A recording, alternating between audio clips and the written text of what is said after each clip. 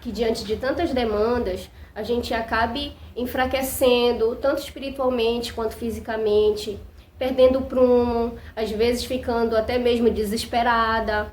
Mas uma das estratégias que me ajudou e que me ajuda muito ainda é pontuar as prioridades a curto, médio e longo prazo. É óbvio que as necessidades mais cruciais são as do dia a dia, né? Necessidade que eu chamo de sobrevivência, as necessidades cotidianas. E geralmente envolve a situação financeira e material. Então, a dica que eu posso dar é: faça uma lista e coloque essa lista num lugar onde você possa olhar todo dia. Bem, a minha eu coloco na porta do meu guarda-roupa, porque é uma coisa que eu vou fazer todo dia, é abrir o meu guarda-roupa. E a cada ação, a cada movimentação, a cada oportunidade de trabalho fora do trabalho regular, né?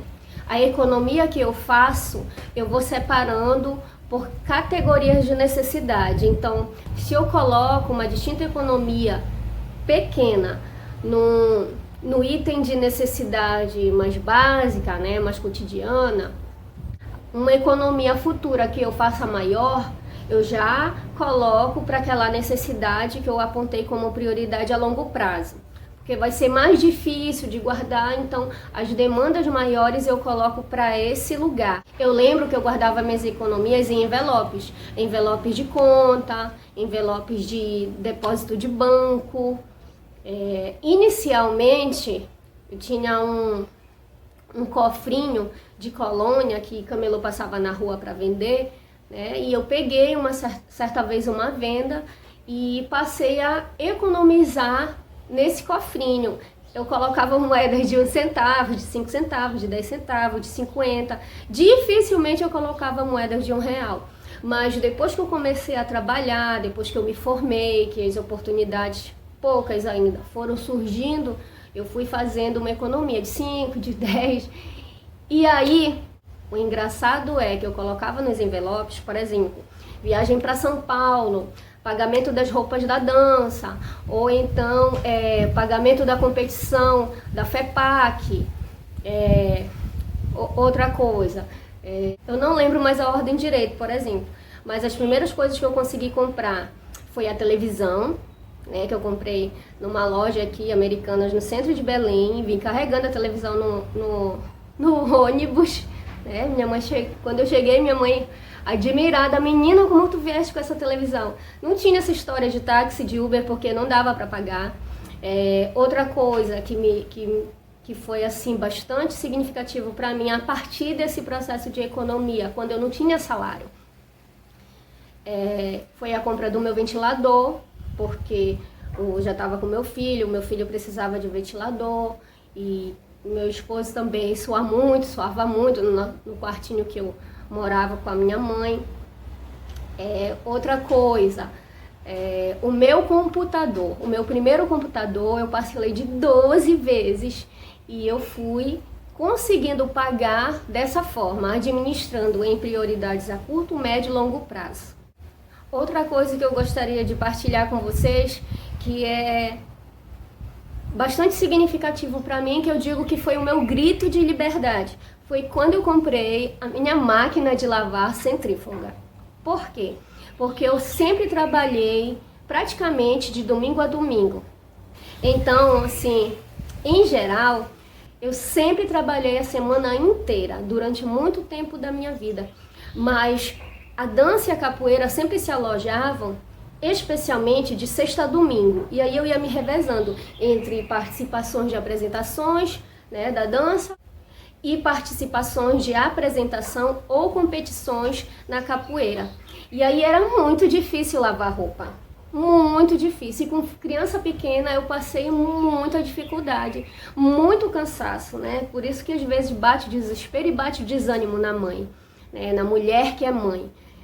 Mas por que eu digo que foi meu grito de liberdade? Porque eu só podia lavar roupa no domingo. E no domingo, geralmente, é o dia onde quem é da capoeira se encontra.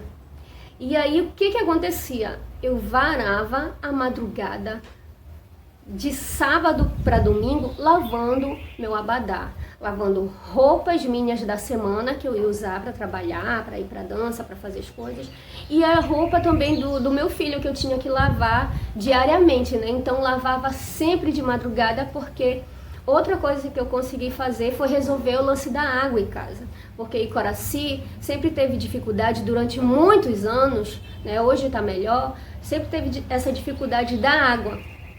Não tinha água durante o dia, então tinha que catar até de madrugada um fio de água descendo pela torneira. Então, para quem pensa que é fácil, não é. É o foco que determina, como eu falei anteriormente, né?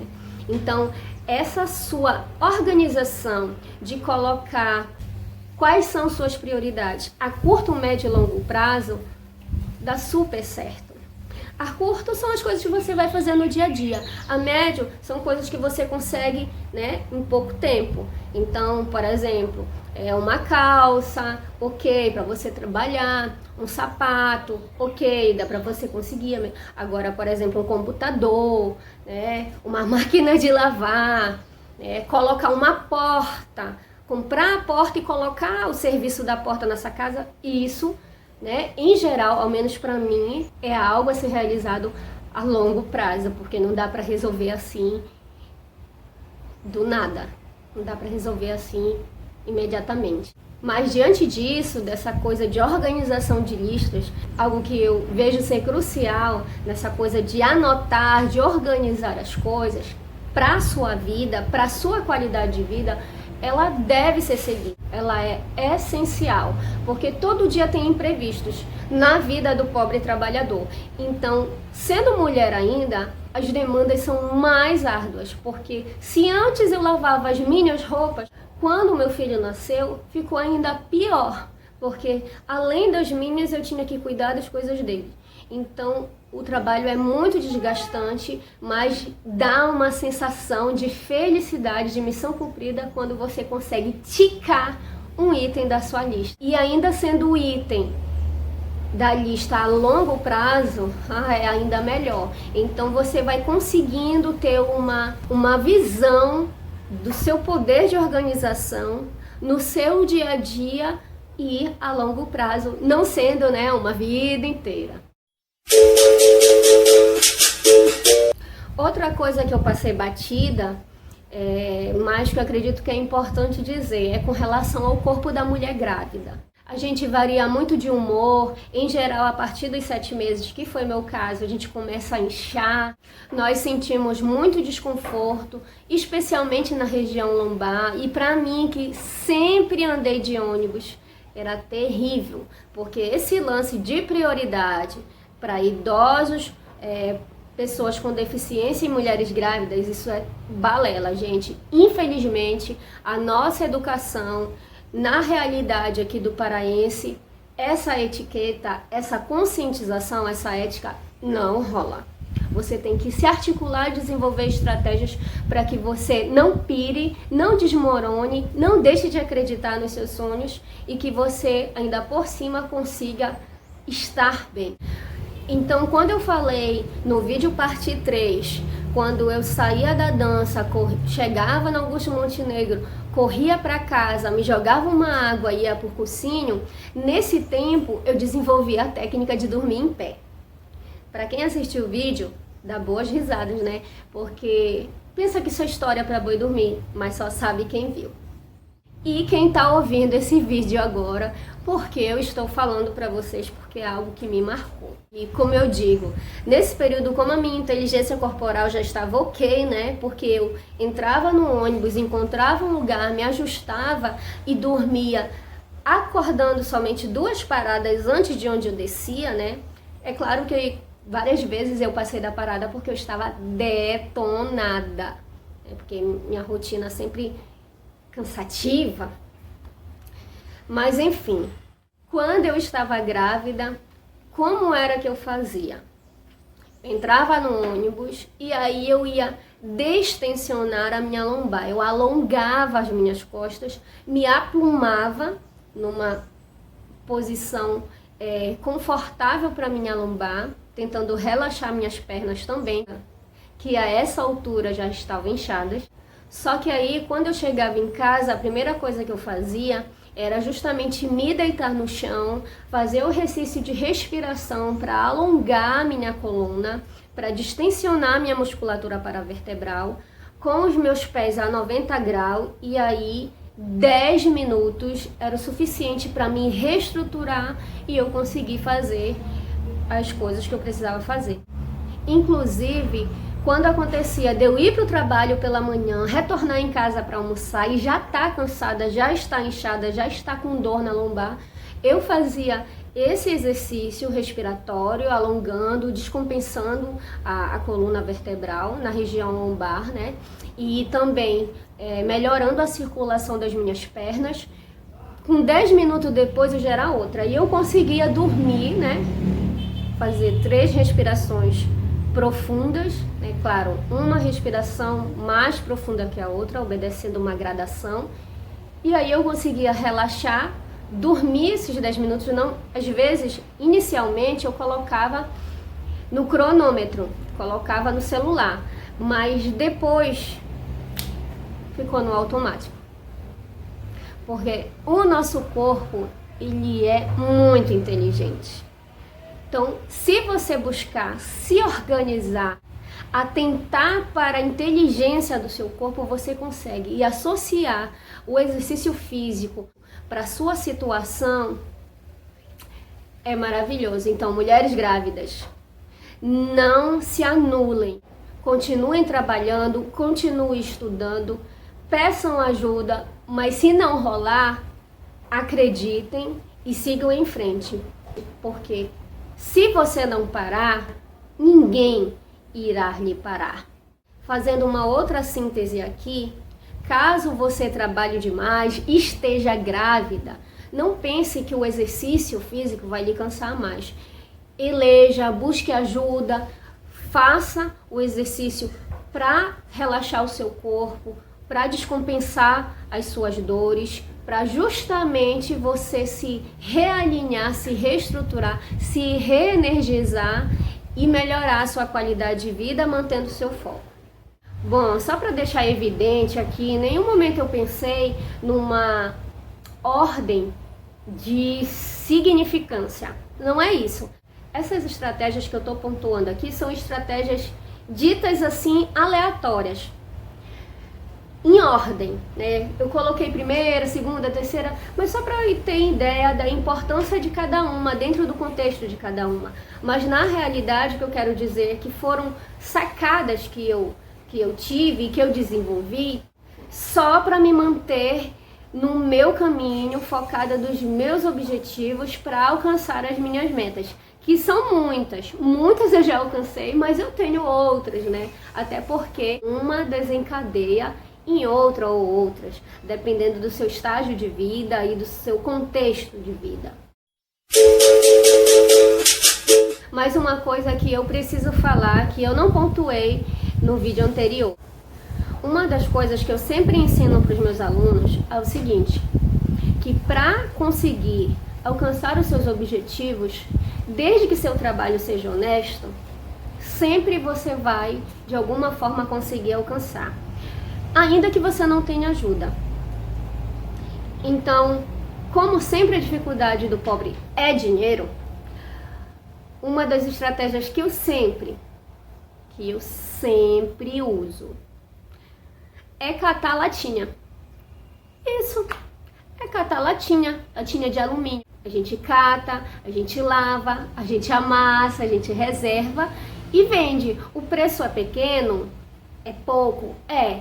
Mas se tem um ditado na cultura popular que diz que de grão em grão a galinha enche o papo, então isso é verdade também para as pequenas coisas que a gente vai fazendo que vão dar num retorno maior, porque não existe maior que não seja constituído de partes. Isso é uma máxima, tá, gente? Então, eu já usei, por muitas vezes, paguei contas minhas. Na época da faculdade em Castanhal, eu paguei muitas contas com o cartão universitário que eu tinha, que foi um desbravador da minha vida. Eu consegui muitas coisas a partir do uso desse cartão, da consecução desse cartão de crédito. Cansei de sair na rua, eu, meu esposo, Fábio Santos, grávida do meu filho Felipe, atrás de latinhas. Eu não me envergonho, eu conto isso para todo mundo e estou contando isso agora. Por quê? Porque se existe uma coisa que a gente não precisa ter vergonha, é de trabalhar.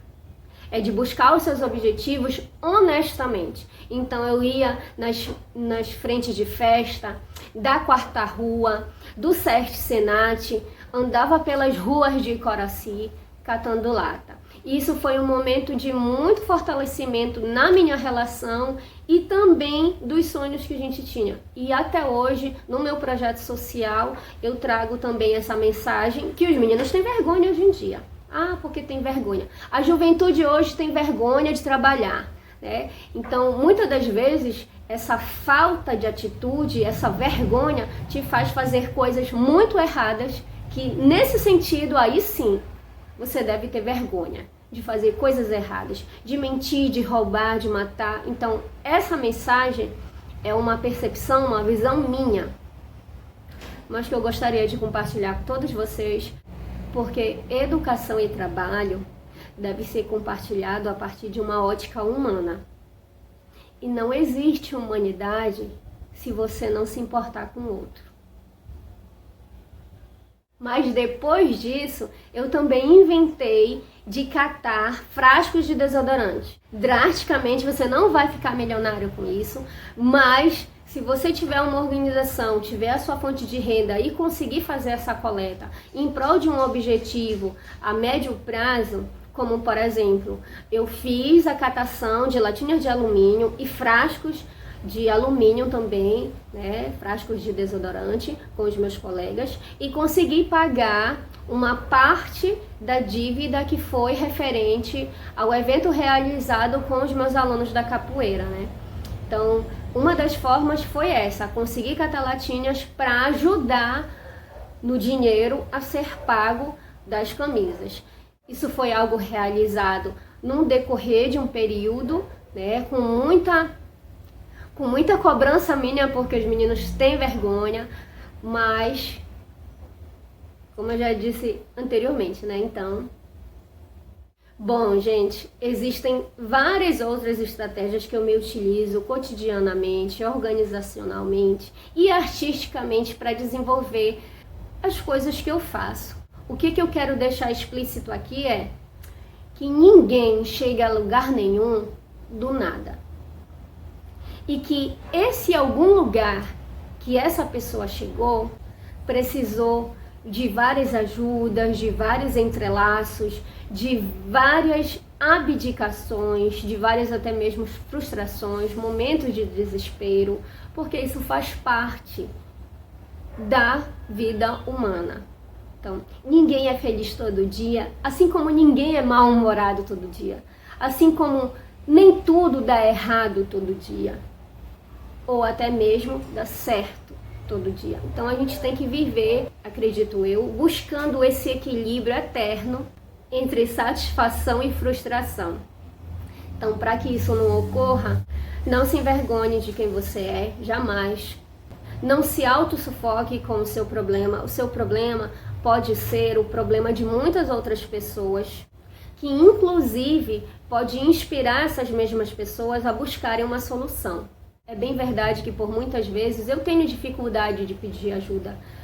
Totalmente diferente de muitos anos atrás, onde eu não conseguia abrir a boca para pedir ajuda. Hoje eu ligo para um, mando mensagem para outro, sou escutada? Nem toda vez. Então, muitas das vezes, a primeira pessoa a quem você recorre ajuda vai ser a última a tomar qualquer atitude, ou talvez nem tome. E simplesmente surge alguém na sua vida de onde você jamais esperava que surgisse, e aí lhe dá o apoio necessário. Então, às vezes, quem você espera não sai uma palavra, mas ainda assim, isso não deve tirar as suas forças. E você deve seguir no caminho com bravura. Então, na minha concepção, educação, trabalho e espiritualidade devem caminhar juntos. Porque não existe, gente, humanidade se você não se importar com o outro. Então, se importe com o outro, mas também não esqueça quem você é, de onde você vem e aonde você quer chegar.